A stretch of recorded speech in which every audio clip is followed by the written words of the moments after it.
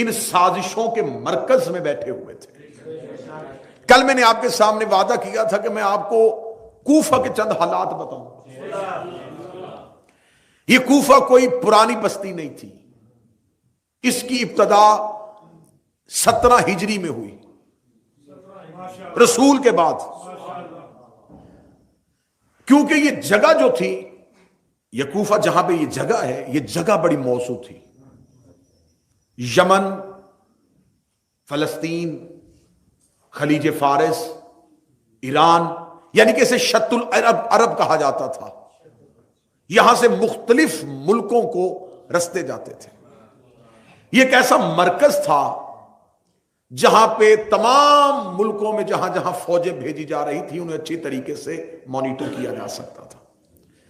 جب پہلے خلیفہ کا دور تھا تو کیوں اس نے مختلف ملکوں پہ فوجیں بھیج دی تھی ملکوں کو فتح کرنے کے لیے۔ آل محمد نے لشکروں کے ساتھ علاقے فتح نہیں کیے، کردار کے ساتھ فتح کیے۔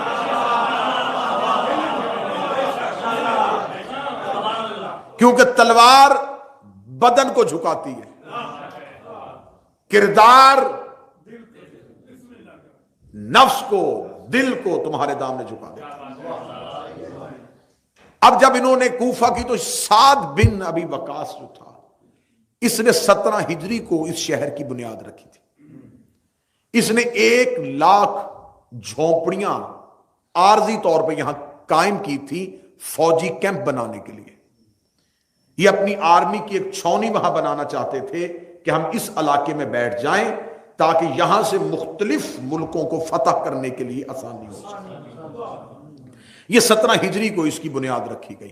1,00,000 جھونپڑیوں کے ساتھ اس کو آباد کیا گیا۔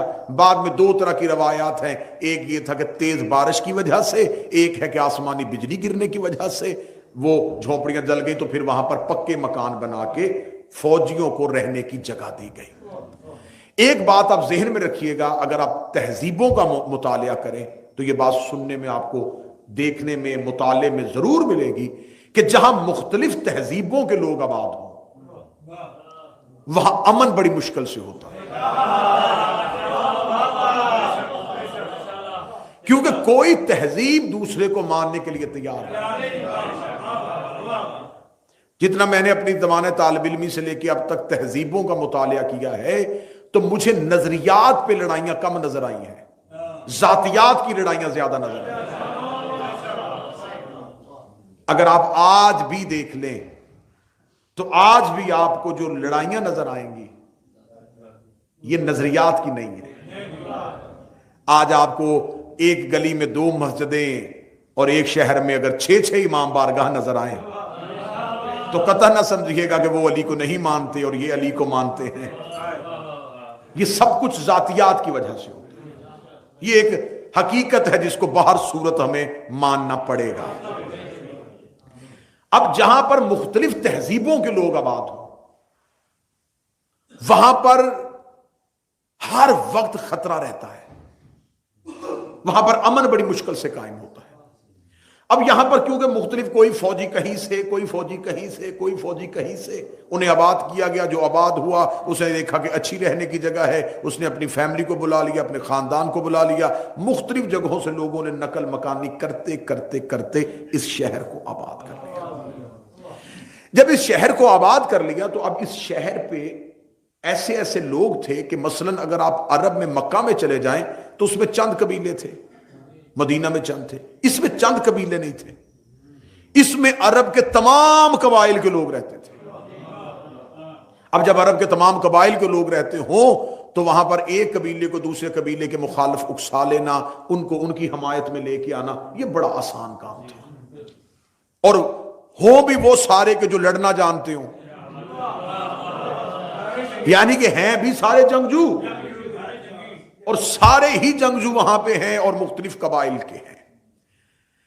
اب جب تیسری خلافت کا دور میں نے کل آپ کے سامنے پڑھا تو اس میں شام کے حاکم کی اگلی نظر کوفے پہ چلی گئی۔ اس نے کہا کہ میں سارے علاقے کو میں زیادہ بڑی حاکمیت بنا لوں گا اگر کوفہ ہی میرا مرکز بن جائے۔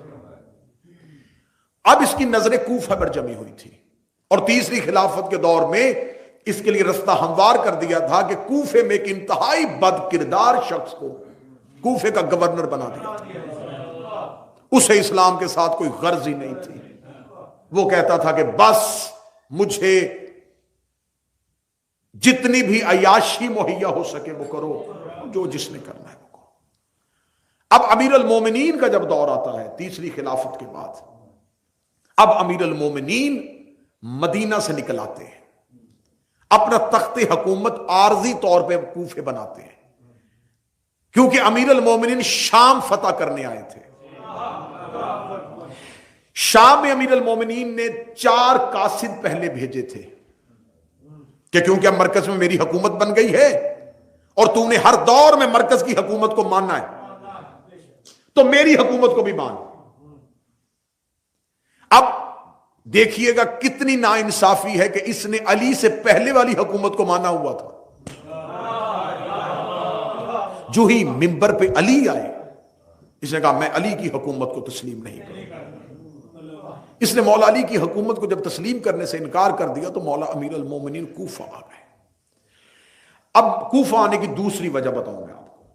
مدینے کے لوگ اب لڑ نہیں سکتے تھے.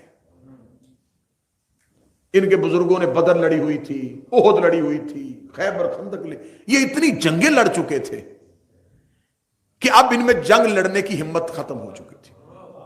یا اور آسان کروں، میں پاکستان کی مثال دوں، مجھے یہاں کے شہروں کا اتنا نہیں پتا، مدینہ اسلام آباد بن گیا تھا.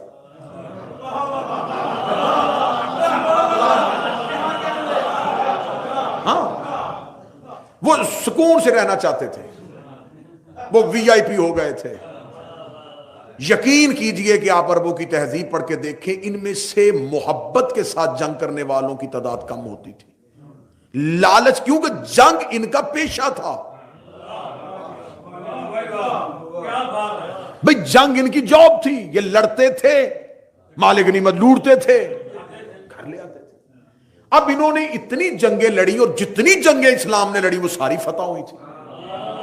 اب ان کے گھر میں اتنا مال غنیمت تھا کہ 5 لاکھ دینار گھر میں بوریوں میں رکھے ہوئے تھے. اب اس دور میں کیا خرچے ہوتے تھے اور کیا اخراجات ہوتے تھے. نہ بینکیں ہوتی تھیں، اب جو بھی تھا گھر میں رکھنا اور اخراجات بھی محدود. اب اتنا پیسہ جب گھر میں پڑا ہو، اب انہیں ضرورت نہیں تھی اپنے آپ کو مشقت میں ڈالنے کی. انہوں نے کہا بڑی جنگیں لڑ چکے ہیں، اب ہمیں سکون سے رہنے دیا جائے، اب ہم ایک اچھی زندگی گزارنا چاہتے ہیں. یہی وجہ ہے کہ جنگ جمل میں مدینہ سے مولا علی کے ساتھ 1000 کا لشکر آیا تھا اور 12,000 کا لشکر کوفے سے علی لے کے چلے تھے. 1000 اور 12,000 ریشو دیکھیے ذرا. یہ نہیں ہے کہ 10 اور 12 ہیں، ایک ہے. 1000 مدینے سے مولا علی کی نصرت کے لیے آئے، 12,000 افراد کوفے سے آ گئے. اب جو کوفے سے چلے تھے، کیونکہ میں نے آپ کے سامنے ہلکی سی تہذیب پڑھ دی ہے کہ یہ سارے جنگجو تھے ہی سارے فوجی. اب فوجیوں کو جب امیر المومنین کی حکومت آ گئی، جس کی گورنمنٹ ہوتی ہے وہ آرمی کو اپنے فیور میں استعمال کرتا ہے. اب یہاں کوفے میں 3 طرح کے طبقے بن گئے. ایک وہ جو علی کے ساتھ جاتے تھے علی کی محبت کی وجہ سے. آپ جب تک ان چیزوں کو نہیں سمجھیں گے نا معاملات نہیں کھلیں گے. جو لوگ جاتے تھے علی کی محبت میں وہ محبان علی کہلواتے تھے. انہیں کوئی غرض نہیں ہوتی تھی کہ جنگ کا نتیجہ کیا نکلے گا.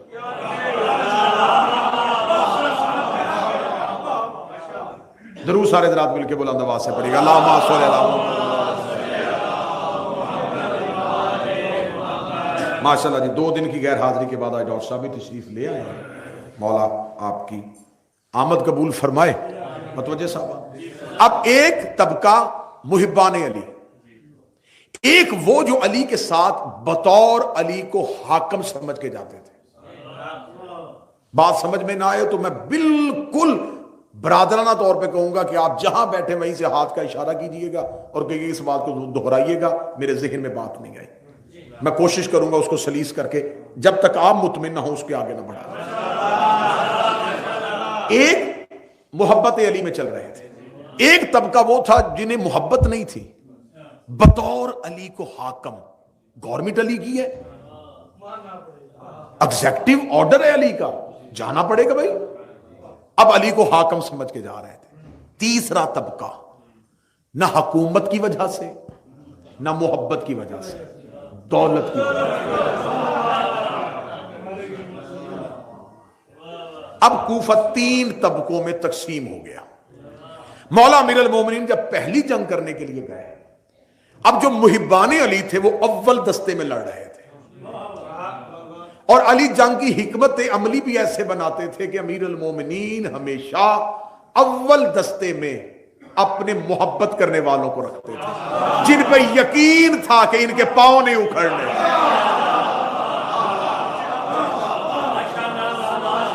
یہی وجہ ہے کہ مولا امیر المومنین کوفے کے اب 12,000 کا جس کا لشکر ہو تو وہ تو چاہتے ہیں کہ چیف آف آرمی سٹاف ہمارا ہو، زیادہ تعداد ہماری. اللہ نے فرمایا نہیں، بے شک تم 12,000 ہو، کمانڈر میرا مال کے استر ہی ہوگا.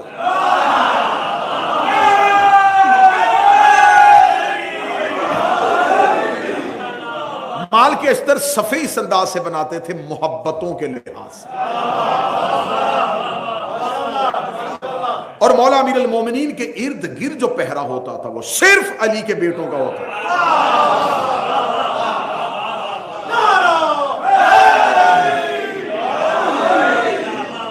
یہ جنگی حکمت عملی تھی. اب انہوں نے جمل کی جنگ تینوں طبقوں نے لڑی. پہلے طبقے نے محبت سے، محبت کرنے والوں میں بہت سے افراد شہید ہو گئے، ہونے تھے کیونکہ اول دستہ وہ تھا، سب سے آگے لڑنے والے وہ تھے، تو شہادتیں انہی کی ہونی تھی نا جو اگلی صفوں میں لڑ رہے ہیں، جو اگلے مورچوں پہ لڑ رہے ہیں. ان میں سے اکثریت کی شہادت ہو گئی. جو پیچھے طبقہ تھا جو بطور حاکم علی کو مان کے آیا تھا، ان کی نظر نتیجے پہ ہوتی تھی کہ جنگ کا اینڈ کیا ہوتا ہے.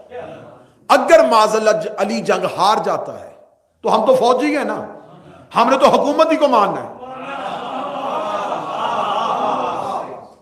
ان میں سے اکثر لوگ مولا علی کی چوتھی خلافت کے قائل تھے. وہ کہتے تھے کہ وہ جو 3 ہیں ہم ان کے ساتھ بھی رہے ہیں، اب تو آ گیا ہم تیرے ساتھ بھی، اور اگر تجھے کوئی ہرا کے تیری جگہ آ جائے گا ہم اس کے ساتھ. اب یہ ایک دستہ ہے. پیچھے ایک دستہ وہ ہے جو کہتا ہے کہ جنگ ختم ہو. اب ہوا کیا دیکھیے گا، ہوا کیا. جنگ جمل منطقی انجام پہ پہنچ گئی. لشکر علی نے پسپاں کر دیا، علی کی فتح ہو گئی.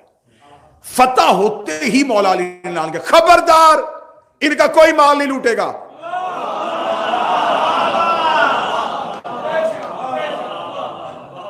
ان کا مال کسی نے نہیں لوٹنا. جو زخمی ہے اس کا علاج کرو، جو پیاسا گرا ہوا اسے پانی پلاؤ، جس کے پاس سواری نہیں اپنا گھوڑا دو. اونٹ کی ٹانگیں کٹ گئی ہیں، گھوڑے میں بٹھا کے محمد چھوڑ گیا.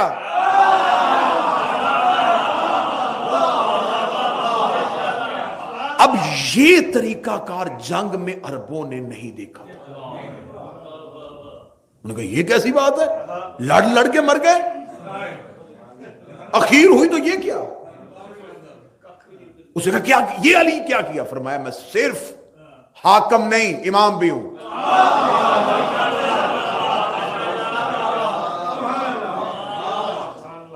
جمل منطقی انجام پہ پہنچی، مالک غنیمت نہیں آیا. پھر جو بطور حاکم تھے انہوں نے کہا یہ کیا بات ہوئی، جو قابو میں آ جائے اسے مارتے ہیں. علی نے چھوڑ دیے. یہاں ایک طبقہ جو تھا جو معرفت علی رکھتا تھا، اب ذرا سمجھتے آئیے، ان میں سے آدھی تعداد شہید ہو چکی ہے، اور جو بچ گئے ہیں وہ علی کے فیصلے کو قرآن تسلیم کرتے ہیں. ٹھیک ہو. اب مولا امیر المومنین آ گئے، اور پھر 1 سال کے بعد اگلی جنگ آ گئی صفین. اب جب صفین میں پہنچے تو اب جنگ بالکل منطقی انجام میں تھی. تو علی ہی کے لشکر سے ادھر سے پتا چل گیا. اب جو ادھر لشکر میں انہیں پتا تھا کہ جنگ جیتے ہارے تو یہ بھی کیونکہ مسلمانوں سے، تو اس کا بھی جمل والا حال ہوگا. تو ابھی جب جنگ بالکل اخیر میں پہنچی تو ادھر سے 1 لاکھ دینار ادھر آ گیا، جو انہوں نے لڑنے کے بعد ملنے کی آرزو تھی وہ پہلے ہی ہو گیا. 1,00,000 دینار کا آنا تھا یا محمد بن اشعث 10,000 کا لشکر لے کے علی ہی کے دستے سے نکلا. میں نے کل آپ کے سامنے تھوڑا سا پڑھ دیا تھا. بغاوت پھیل گئی. اب جو بغاوت پھیل گئی تو اب یہاں پر فیصلہ آ گیا حکمین میں کہ دونوں طرف سے ایک ایک بندہ آئے اور وہ فیصلہ کرے گا. ادھر سے حاکم شام نے کہا میری طرف سے عمر بن عاص جاتا ہے, لشکر جی جنگ بند کرو, کوئی نہیں لڑے گا. ادھر سے عمر بن عاص آ گیا. مولا امیر المومنین نے کہا مالک تو جا. علی نے مالک استر کو اٹھایا تو اسی طبقے نے, میں نے اس لیے آپ کے سامنے تھوڑی سی محنت کر کے طبقے پڑھے ہیں, انہی 2 طبقوں نے کہا اگر مالک استر چلا گیا تو یہ تو علی کا بالکل ذاتی علی کا دایاں ہاتھ ہے, تو اس کا فیصلہ بھی وہی ہوگا جیسا علی فیصلہ کرتا ہے. تو ہم نے تو فیصلہ کرنا ہے اپنے آپ کو سامنے رکھ کے کہ ہمارے لیے کیا بہتری ہے. انہوں نے کہا نہیں نہیں نہیں, ہم مالک نہیں جانے دیں گے. ابو موسیٰ اشعری سے جیسا اچھا بندہ کوئی نہیں. میں نے کل آپ کے سامنے پڑھ دیا ابو موسیٰ اشعری کا کردار. جعلی مقدس, جھوٹا عبادت گزار, رات عبادت میں گزارنی, دن روزے میں عبادت کا روب دکھا کے بندوں کو علی سے ہٹا رہا تھا. ایسے کردار ہر دور میں ہوتے ہیں.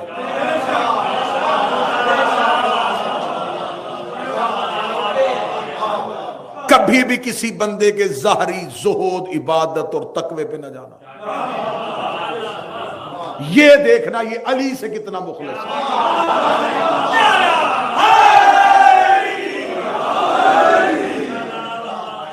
بھائی ہم نے کردار پڑے ہوئے ہیں تاریخ میں. ابو موسیٰ اشعری راتوں کو عبادت, دن کو روزہ, ٹوٹی ہوئی چپل, پیبند لگے ہوئے کپڑے, ہاتھوں میں تسبیح. اللہ اللہ.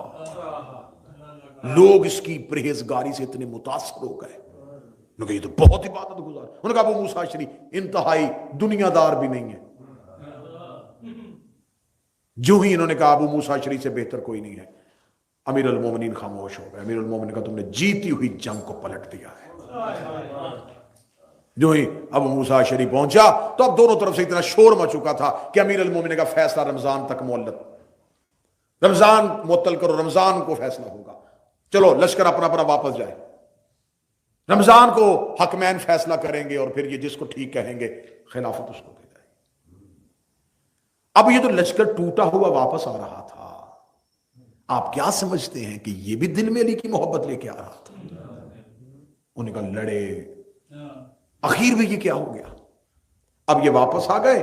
رمضان کو جب دوبارہ دونوں طرف سے فوجیں اکٹھی ہوئی تو عمر بن عاص گیا ابو موسیٰ اشعری کے خیمے میں, جا کے کہنے لگا دیکھ مسلمانوں کا بڑا قتل عام ہو گیا, جمل میں بھی ہزاروں مارے گئے, صفین میں بھی لاشوں کا ڈھیر پڑا ہوا تھا, کیا کر رہے ہیں یہ علی اور معاویہ, یہ حکومت کے لیے مسلمانوں کو کیوں مروا رہے ہیں, ایسے نہ کریں, ان دونوں کو خلافت سے علیحدہ کر دیں. بزرگ بہتر سمجھتے ہیں کیونکہ میں اس گوشے کو خالی اس لیے نہیں چھوڑنا چاہتا تھا کہ بچے یہاں سے تاریخ میں ان کے ذہن میں گیپ نہ آ جائے, لہذا ان کو ساتھ ملانے کے لیے میں اس کو تکرار کرنے لگا. انہوں نے کہا پھر کیا کریں, انہوں نے کہا پھر کیا کرنا ہے, میں معاویہ کو خلافت سے معزول کرتا ہوں, تو علی کو کر دے. ابو موسیٰ اشعری نے کہا تو پھر خلیفہ کسے بنائیں گے.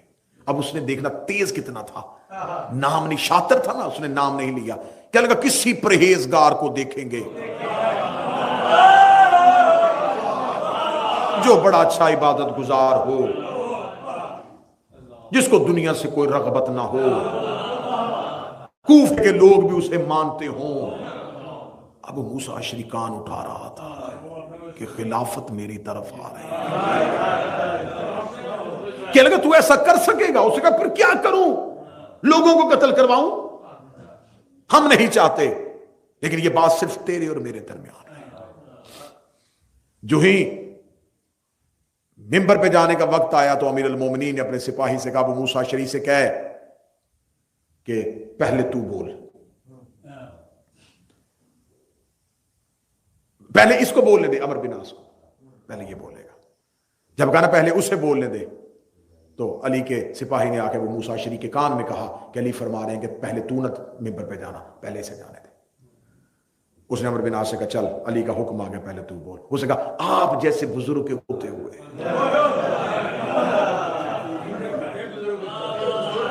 یہ طریق ہے، یہ سازشیں ہیں، یہ علی کے سامنے فتنے ہیں. میری کیا مچال، میں آپ کے ہوتے ہوئے پہلے آپ کریں.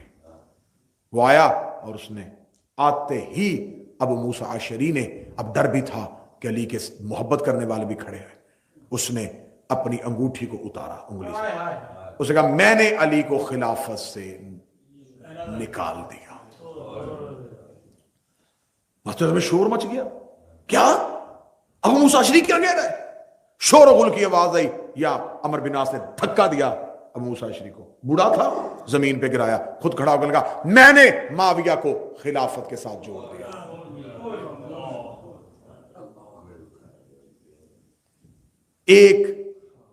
ایک سازشی کی وجہ سے، تلوار کے ساتھ جیتی ہوئی جنگ ایک جاہلانہ فیصلے کی. اسی وجہ سے علی نے کہا تھا کہ میرے پاس جاہلوں کا اتنا ہجوم اکٹھا ہو گیا ہے کہ وہ مجھے اپنا ایک دے میں تمہیں 10 دے دوں.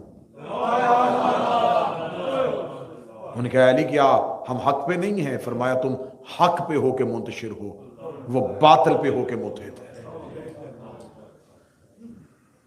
اب میں نے کہا تھا کہ صرف تقریر نہ سنتے جائیے گا، کردار آج کے دور میں بھی تلاش کرتے جائیے. جنگ بغیر نتیجے کی ختم ہو گئی، نہروان آ گئی جی. اب یہ جنگ نہروان کیا ہے؟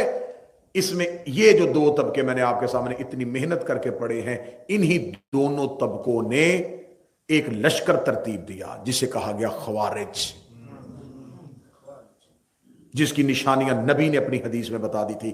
مسند احمد بن حنبل اٹھا کر دیکھو، موطا امام مالک اٹھا کر دیکھو، ترمذی شریف اٹھا کر دیکھو، مشکات شریف اٹھا کر دیکھو، سنیوں کی کتابوں میں نبی کی پیشن گوئی ہے خوارج کے لحاظ سے. نبی نے نشانیاں بتائی تھیں. نبی نے کہا ظاہری عبادت گزار ہوں گے، داڑیاں لمبی رکھیں گے، سروں پہ اونچی پگڑیاں رکھیں گے. یہ نبی کی میں نے کتابیں پڑھی، کتابیں بتائی ہیں، ان میں ہاتھوں میں ان کے تسبیحاں ہوں گی. قرآن کی آیتوں کا غلط استعمال کریں گے. دین مسلط کرنے کے لیے 9 عمر لڑکوں کا انتخاب کریں گے. آج جتنے بھی خودکش حملہ آور پکڑے جاتے ہیں،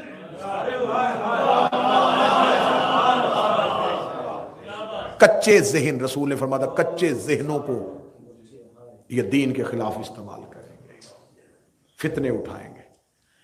یہ خوارج کھڑے ہو گئے، انہوں نے کہا جی ہم تو علی سے جنگ کریں گے، ہم تو علی سے لڑیں گے، علی نے تو ہمارا نقصان کروا دیا، علی نے تو ہم سب کو. امیر المومنین پھر دوبارہ لشکر لے کے شام کی طرف بڑھ رہے تھے، یا پیچھے سے خبر پہنچی کہ وہ جو خوارج کا گروہ ہے نا، وہ کوفے کے باہر آ کے بیٹھ گیا ہے، اور انہوں نے ایک علی کے صحابی کو قتل کیا، اس کی حاملہ بیوی کو قتل کیا، اس کے پیٹ کو چاک کر کے بچے کو نکال کے اس بچے کا قتل کیا. امیر المومنین وہیں پہ رکے، لشکر کو واپس لیا، اور اب امیر المومنین جلال کے عالم میں، کیونکہ وہ کوفہ کے رستے میں بیٹھ گئے تھے، انہوں نے کہا تھا کیونکہ جتنے علی کے نوکر تھے وہ علی کے ساتھ لشکر لے کے چلے گئے تھے، پیچھے سے ان کی گھر، ان کی عزتیں، ان کی بیٹیاں، ان کی مائیں بہنیں گھروں میں تھیں، مسلمانوں کی عزت خطرے میں آ گئی. انہوں نے گھروں میں حملے کر دیے.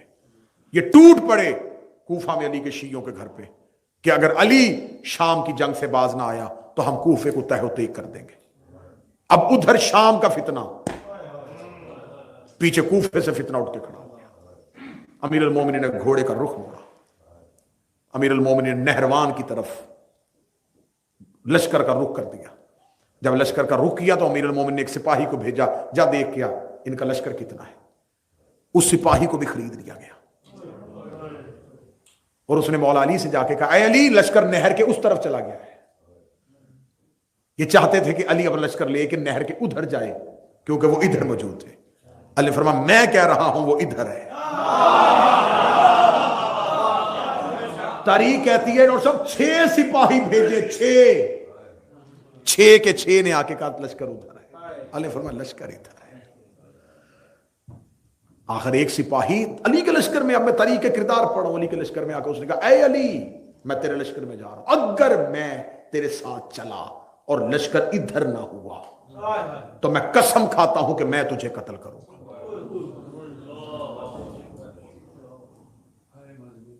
امیر المومنین نے کہا اچھا تجھے امام پہ اتنی بد اعتمادی ہے، چل پھر اگلی سن.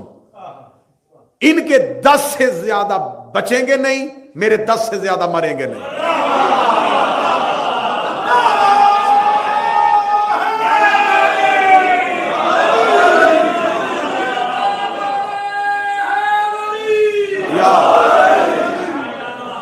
ٹوٹ پڑے پھر علی جا کے نہروان میں، علی فرمایا پیچھے کرو لشکر سارا۔ یہ وہ حملہ تھا جو علی نے اپنے بیٹوں کے ساتھ مل کے کیا۔ علی فرمایا لشکر روکو، لشکر رک گیا، امیر المومنین نے بیٹوں کو ساتھ لیا، ایسے بجلی کی طرح علی اور علی کے بیٹے ٹوٹے، لاشوں کے ڈھیر، 9 خارجی بچے، اور علی کے لشکر میں صرف 9 شہید ہوئے۔ جو 9 بچے ان میں سے 2 عمان چلے گئے، 2 شام چلے گئے، 2 یمن چلے گئے، 3 حجاز چلے گئے۔ کسی نے آ کے کہا مولا یہ بھاگ گئے، علی نے بتایا کہ یہ یہاں یہاں جائیں گے۔ انہوں نے کہا ان کا تعاقب کریں، نے فرمایا نہیں، یہ انڈے دیں گے، ان کے بچے ہوں گے، ان کی نسلیں ہوں گی، یہ ابھی اسلام میں میرے آخری بیٹے کے ظہور تک فتنہ پھیلائیں گے۔ یہ علی نشانی، فرمایا جہاں مسلمانوں کی بستیوں پہ حملہ ہو رہا ہو، جہاں کوئی لا الہ پڑھ کے عورتوں کی عزتوں کو نیلام کر رہا ہو، جہاں نہ مسجد محفوظ ہوں نہ عزتیں محفوظ ہوں، سمجھ لینا خوارج کی نسل ہے۔ ٹھیک ہو گیا؟ اب یہ فتنے میں نے آپ کے سامنے اتنی ڈیٹیل سے اس لیے پڑھے کہ تاکہ آپ کو پتہ چلے کہ جب مولا علی کی شہادت ہوئی تو کیا حالات ہے امام حسن کے سامنے۔ اب یہ کوفہ چھوڑ کے 40 ہجری کو امیر المومنین چلے گئے، یہ ہے کوفے کی حالت۔ ادھر شام پیسے کی کثرت، شریعت کی کوئی اطاعت نہیں، عبادت کرو نہ کرو، قرآن پڑھو نہ پڑھو، جو چاہتے ہو کرو، جتنی جھوٹی حدیثیں بیان کر سکتے ہو بیان کرو، جو کر سکتے ہو کرو، درہم دینار لالچ پیسہ رشوت، یہ حالت ہو گئی تھی۔ اب جب مولا امام حسن کا دور آیا تو اب جو بچا ہوئے لوگ تھے نا، انہیں مولا حسن سے کہا آپ قیام کریں۔ مولا حسن نے فرمایا کہ اگر تم میرے بابا علی کا ساتھ دے دیتے تو مجھے قیام کرنے کی ضرورت نہ پڑتی، مجبورا نہیں آپ قیام کریں، آپ قیام کریں۔ علی نے جمل بھی نتیجے پہ آئی تھی، سفین بھی نتیجے پہ آئی تھی، اب آپ ایک دفعہ آپ چلیں۔ 40,000 لوگوں نے بیعت کی مولا حسن کی، تو جب مولا حسن نے کہا چلو آؤ پھر نکلتے ہیں جنگ کے لیے، کتنے لوگ گئے؟ 12,000۔ آدھے رستے میں جا کے قیس بن سعد بن عبادہ انصاری 6,000 کا لشکر لے کے امام حسن سے الگ ہو گیا۔ اس نے کہا میں پہلے جاتا ہوں۔ ادھر سے اس نے شام سے ضحاک ابن قیس کو 1.5 لاکھ کا لشکر دے کے بھیج دیا۔ کہاں 1.5 لاکھ، کہاں 6,000، 4,000 کا لشکر مولا حسن کے ساتھ تھا۔ مولا امام حسن 4,000 کا لشکر لے کے بیٹھے تھے، یا ایک ملعون سنان اس نے آ کے مولا امام حسن سے تکرار کی کہ تو کیوں نہیں میدان جنگ میں جا رہا؟ یہ چاہتے تھے کہ حسن میدان میں جائے اور حسن شہید ہو۔ اس بدبخت نے مولا حسن کی ران پہ نیزہ مارا، مولا حسن کے لشکر میں مولا امام حسن کی ٹانگ زخمی ہو گئی۔ زخمی حالت میں امام حسن مدائن چلے گئے۔ مدائن کیوں گئے تھے؟ اب سوال کرو۔ مدائن میں مختار کا چچا گورنر تھا۔ اب مجلس کا آج کا ٹچ آئے گا اور پھر اگلی مجلس سے مختار پہ چلی جائے گی۔ کوفہ کا مدائن کا گورنر مختار کا سگا چچا سعد جو تھا، یہ مدائن کا گورنر تھا۔ اسے ہر دور کی حکومت نہیں ہٹا سکی۔ کیوں؟ قبیلہ بنو سکیف بہت زیادہ تھا، اور مدائن کے گرد و نواح میں ان کی کثرت تھی، جن کی وجہ سے یہ مختار کے چچا کو نہیں ہٹا سکتے۔ جب مختار کے چچا کو خبر ملی کہ امام حسن کے ساتھ کوفے والوں نے بھی دغا کر دیا ہے اور امام حسن کو رستے میں چھوڑ دیا ہے، اس نے جلدی سے امام کو پیغام بھیجا کہ مولا جلد از جلد آپ مدائن تشریف لے آئیں، میں آپ کا تحفظ کروں گا۔ इमाम हसन मदाइन पहुंच गए। इधर इमाम हसन मदाइन पहुंचे, उधर हाकम 1.5 लाख का लश्कर लेके आया था, जो 6,000 का दस्ता जंग करने के लिए गया था उसने लम्हों में खरीदा, अपने साथ मिला दिया। अब 4,000 के साथ इमाम हसन 1.5 लाख के साथ कैसे जंग करे। लेकिन एक बात याद रखिएगा, मुखलस 72 भी हो तो इमाम क़याम कर देता। इमाम की नजर तादाद पे नहीं होती, 72 भी इमाम को मिल जाए। इमाम हसन के सामने आके आमिर बिन रबैया ने कहा था, मौला आप क्यों नहीं जंग के लिए निकल रहे? मौला ने फरमाया 9 मुखलस मिल जाए, 9 मुखलस मिल जाए, मैं जंग के लिए निकल जाऊंगा। उसने कहा मौला 9? ये 3,500 बंदा बाहर बैठा है। मौला ने फरमाया जा उनसे जाके कह हसन लड़ने के लिए निकल रहा है, और हसन कह रहा है जिसने मेरे साथ जाना है सर के बाल मुंडवा के आओ।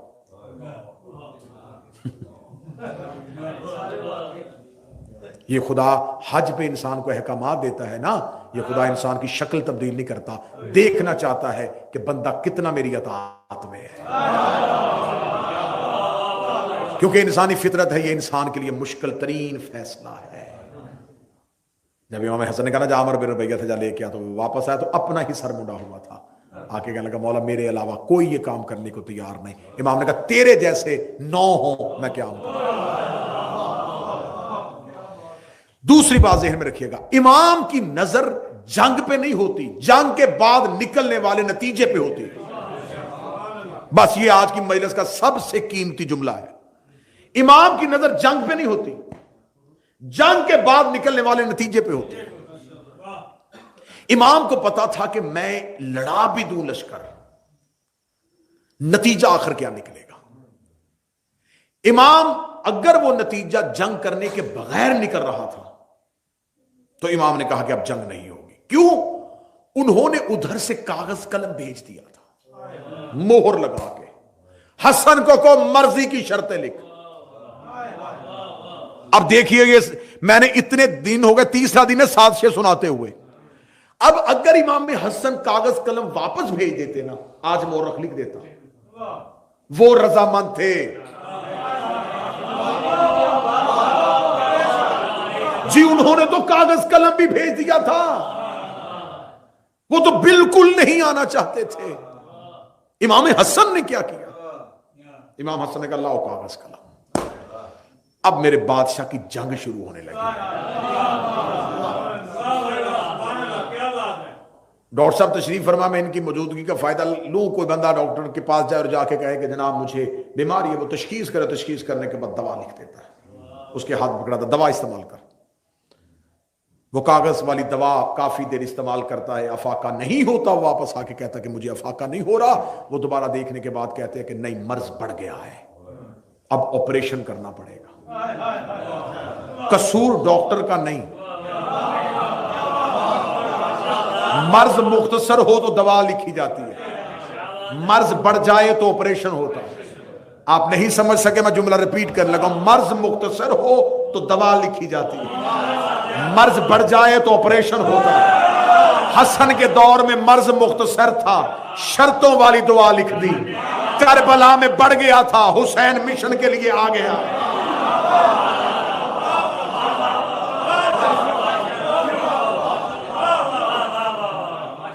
इमाम हसन का दौर अब दौर जंग का नहीं था, अब मुहर्रिकात क्या थे। इमाम हसन ने कहा नहीं। अब इमाम हसन ने शर्तें लिखाई।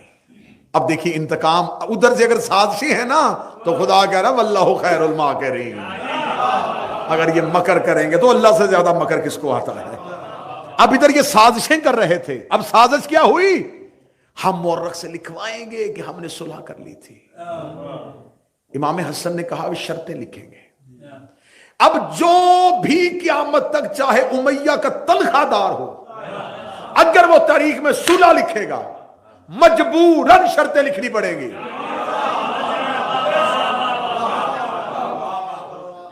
वो ये नहीं लिखेगा सुलह हो गई, वो लिखेगा शराइत पर सुलह हो। फिर हर पढ़ने वाला कारी, हर सुनने वाला सामे, हर तालिब इल्म पूछेगा शर्तें क्या थी, शर्तें क्या थी, किन शर्तों में सुलह हुई। अब इमाम हसन ये शर्तें तारीख में लिखवाना चाहते थे। इमाम हसन ने कहा लिख, ये कुरान और सुन्नत पे अमल करेगा। اب بچاؤ، اب کرو دفاع. بھئی یہ کیسا کاتب وحی تھا جس نے یہ شرط مان لی؟ اس نے اس شرط پہ تسلیم کیوں کیا؟ وہی شرط پہ اکڑ جاتا. یہ کون سی شرط ہے؟ مٹاؤ. میرا کون سا فعل قرآن اور سنت کے خلاف؟ مولا حسن نے لکھا قرآن اور سنت پر عمل کرے، کیونکہ جنگ دو چیزوں پہ تھی جسے پہلی مجلس کا پہلا جملہ یاد ہے. دو نظریات، ایک حکومت بچا رہے تھے، ایک رسالت بچا رہے تھے. امام حسن نے کہا مورخ لکھے یہ جنگ حسن کی نظر میں حکومت کے لیے نہیں تھی، وہ حکومت لینا چاہتے تھے، حسن قرآن اور سنت نافذ کرنا چاہتا تھا.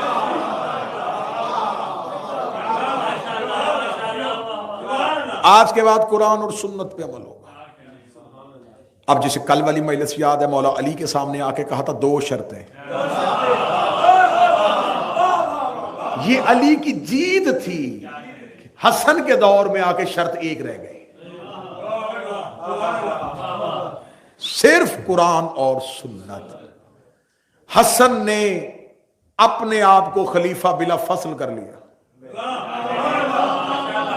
جیسے علی نے شرط نہ مان کے خود کو خلیفہ بلا فصل کیا. مولا حسن نے کہا قرآن اور سنت پر عمل ہوگا. اس نے کہا قرآن اور سنت پر عمل کریں گے. دیکھیں کتنی آسانیاں کر دی ہیں تمہارے امام نے تمہارے لیے. مولا نے دوسری شرط لکھی، کوئی بھی تمہارا تنخواہ دار خطیب منبر پہ میرے بابا پہ تبرہ نہیں کرے گا. سنیے گا سنیے گا، آج کی گفتگو یہیں پہ رک جائے گی. اگر مولا حسن یہ شرط نہ لکھواتے، مجھے حسین کی قسم، جیسے امت بڑے بڑے ظلم پی گئی ہے نا، بی بی کے گھر آگ لگی نہیں تھی، رسول کو کاغذ قلم کا انکار ہوا ہی نہیں تھا، آج یہ بھی کہہ دیتے کوئی تبرہ نہیں ہوتا تھا. حسن نے شرط لکھوائی کہ نہیں ہوگا. اگر نہیں ہوتا تھا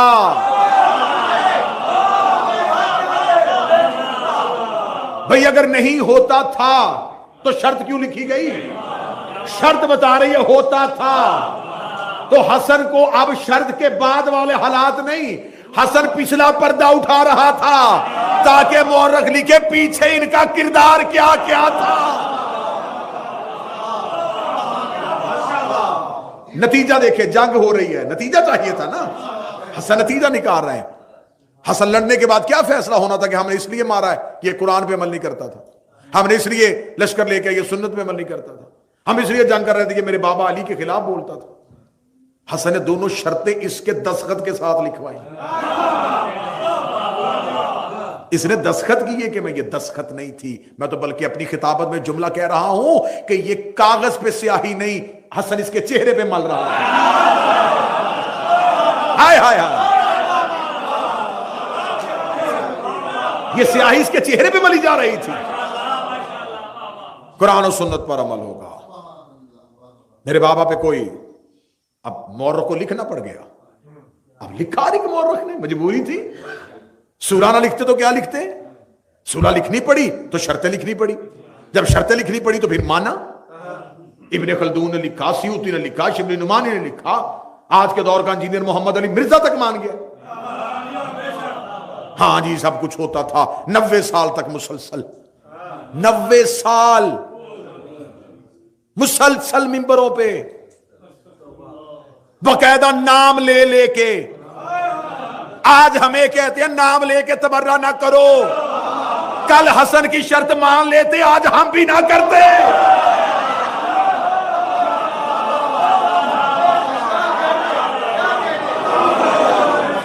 آج ہمیں کہہ رہے ہو اتحاد، بھئی آج ہمیں کہہ رہے ہو اتحاد بین المسلمین، آج ہمیں کہہ رہے ہو ضابطہ اخلاق بناؤ، آج ہمیں کہہ رہے ہو یہ طے ہونا چاہیے. تو یہ سب کچھ جب صدیوں پہلے حسن طے کر رہے تھے تب مان لیتے. آج کسی منبر سے تبرہ نہ پڑھا جاتا. تو اگر تب نہیں مانا گیا، اگر تم نے حسن کی نہیں مانی تو ہم تیرے ملا کے کہنے پہ عقیدہ چھوڑ دیں. جب حسن اتحاد بین المسلمین کا فارمولہ دیا تھا، لے لو حکومت، یہ منبر پہ تبرہ نہ کرنا، तुमने शर्त नहीं मानी, तुमने 90 साल खिलाफत लेने के बाद भी तबर्रा बंद नहीं किया। तुमने अपनी किताबों में लिखा है या तो दरिया में बहा दो, फाड़ दो सारी किताबें, ना नस्लें पढ़े ना हकीकतों का पता चले। उमर बिन अब्दुल अजीज ने अपने दौर में आके बंद किया। तो उमर बिन अब्दुल अजीज तक जितने भी बादशाह आए, अगर उन्होंने इसे बंद नहीं किया तो इसका मतलब है उन्होंने हसन की शर्त नहीं मानी। और मैंने कल कहा था कि शर्त नाकस हो जाए, खिलाफत नाकस हो जाती है। 3 दिन की मेहनत का अजर मुझे दे देना। ये बाप और बेटे की जंग थी कि बाप ने पिछली खिलाफतें मुअत्तल की थी, बेटे ने अगली मुअत्तल की।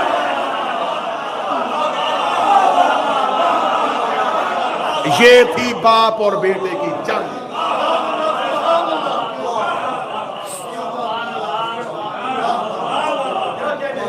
बाप ने पिछली मुअत्तल की थी।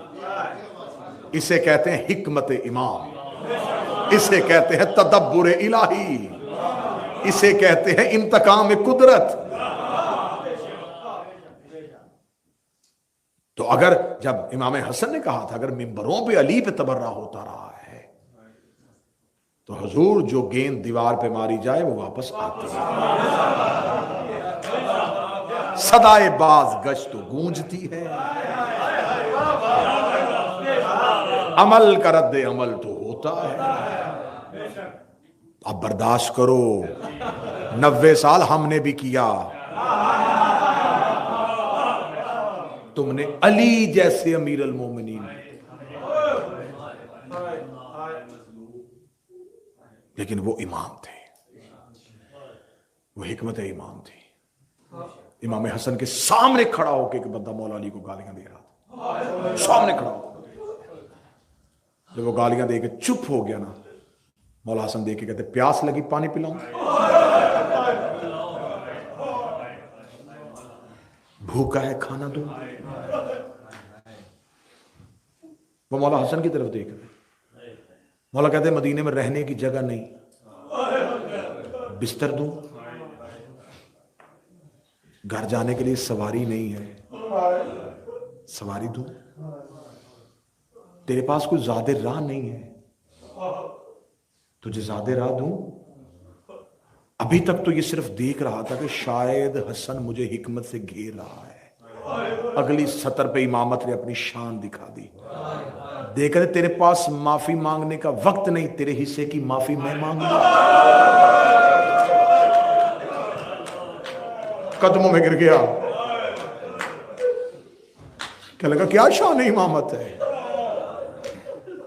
मौला ने फरमाया मुझे खबर है तुमको मेरे बाबा से दुश्मनी सिर्फ शाम के दिरहम और दिनार के लालच ने पैदा की है। हसन की आवाज है दिरहम में दिनार खत्म हो जाएंगे। उससे नफरत कर रहे हो जिसका कुरान में अल्लाह ने मोहब्बत का हुक्म। बैठ गया कदमों में, कहने लगा फिर आज के बाद आप ही की गुलामी करूंगा। ये शान इमामत थी। हर दौर के इमाम को मजलूम रखा गया।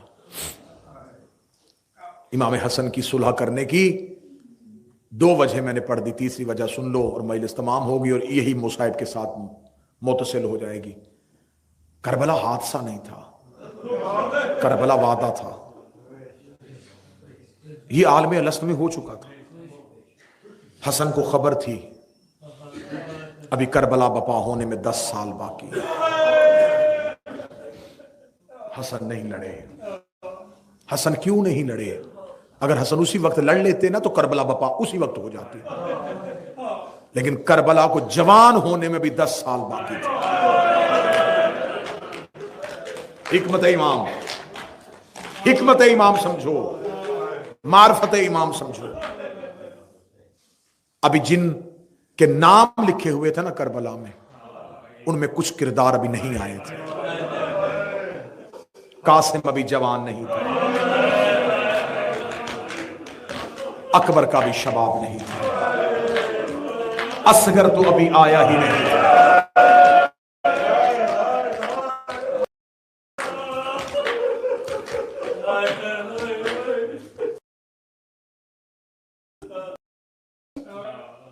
क्यों? अभी کربلا جوان نہیں ہوئی. معرفت سے بھرا ہوا جملہ ہے یہ. عطاؤں کے ساتھ جملے میسر ہوتے ہیں اور عطاؤں سے ہی قبول ہوتے ہیں. عطا والا جملہ دینے لگا ہوں, عطا کے ساتھ قبول کر لینا. 10 سال کی مہلت بابا جی مولا حسن نے دی, کربلا جوان نے ہوئی. مولا حسین نے 1 رات کی مہلت دی.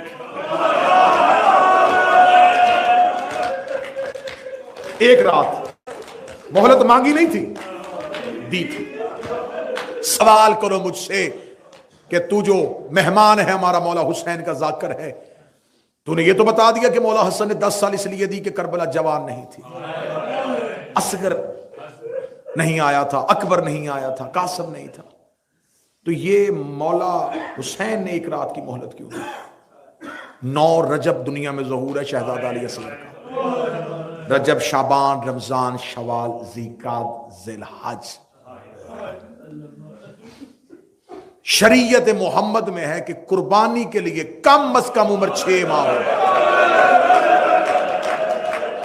اصغر کو 6 ماہ ہونے میں 1 دن باقی تھا. اجرکم من اللہ, اجرکم من اللہ, اجرکم من اللہ. مجلس کربلا بن گئی.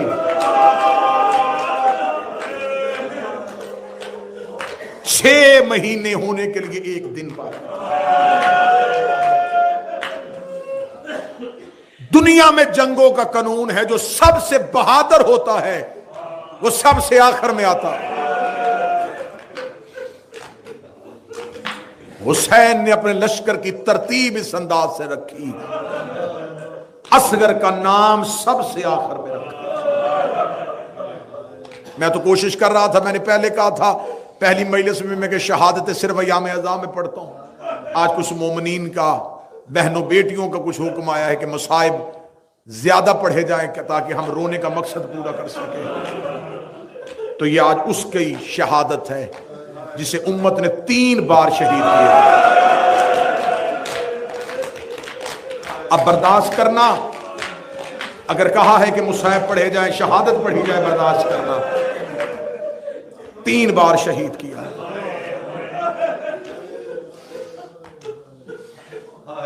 در نجف کا رنگ کیا ہوتا ہے؟ سفید. یاقوت کا رنگ کیا ہوتا ہے؟ سرخ. اب شعر سننا, جو در نجف تھا ابھی یاقوت بنے گا. اصغر تیرا جھولا تیرا تابوت بنے گا. میں منت کروں گا جو بے اولاد ہے یا جو اولاد نورینہ کا متمنی ہے, یہ باب الحوائج ہے علی اصغر, اپنی جھولی کو پھیلانا. مولا حسین تم میں سے کسی کو خالی واپس نہ جانے دیں. سب سے آخر میں آیا حسین کا اصغر. ماں نے بابا کے ہاتھوں میں دیا, رو کے کہتی مولا جب سے غربت کا استغاثہ بلند کیا ہے اصغر بار بار ریت پہ گرتا ہے. مولا حسین نے اصغر کو ہاتھوں پہ لیا, بلا تشبیہ 9 لاکھ کے سامنے زہرا کا غریب گیا, جا کے آواز دے کے کہنے لگا تمہاری نظر میں بیعت کا مطالبہ ہے تو حسین سے ہے, مجھے بتاؤ 6 مہینے میں بیعت کا اطلاق نہیں ہوتا. اسے پیاس لگی ہے, اسے بہتے دریا سے پانی چاہیے. اتنا کہنا تھا ملاؤن دے کے پینا خود ہے, بہانہ بچے کا کرتا ہے. یہ مانگے گا ہم دیں گے, یہ مانگے گا ہم دیں گے, یہ مانگے گا ہم دیں گے. مولا حسین نے اصغر کی طرف دیکھا, رو کے حسین کی آواز آئی, اصغر تو عیسیٰ سے کم نہیں ہے. عیسیٰ مریم کی عزت کے لیے بولا تھا, میرا لال بابا کی عزت کے لیے بول.